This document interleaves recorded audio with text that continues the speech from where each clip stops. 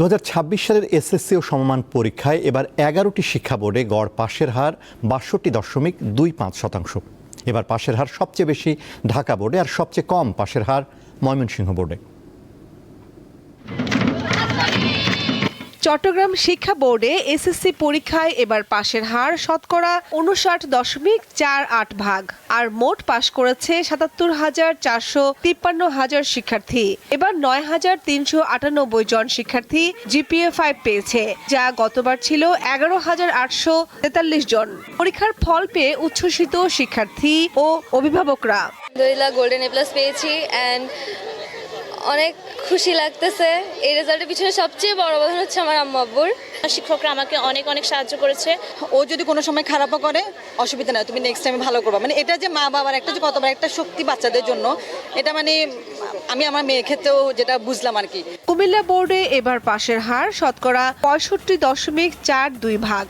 এই বোর্ডে শীর্ষস্থান দখল করেছে ফেনী জেলা। আমার আম্মু আব্বুর অবদান অনস্বীকার্য। রেজাল্ট যখন খারাপ করি মোটিভেট করা। এখন ফিউচারে তো ইচ্ছা আছে ডক্টরের লাইনে যাওয়ার। বরিশাল শিক্ষা বোর্ডে পাশের হার শতকরা ৬০.৩৫%।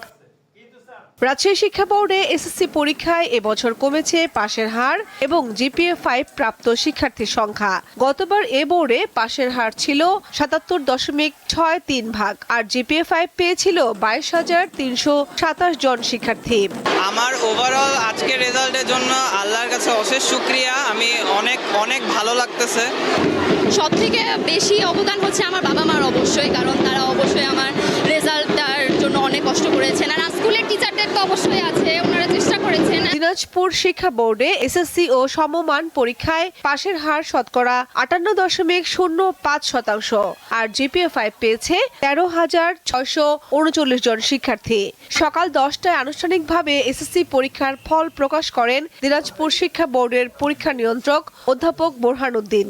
এই বোর্ডে এবার ছেলেদের তুলনায় মেয়েদের পাশের হার বেশি।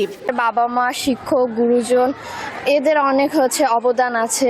টিচাররা আমার পিছনে অনেক হার্ড ওয়ার্ক করছে। কামরুন নাহার, দীপ্ত, বার্তা কক্ষ।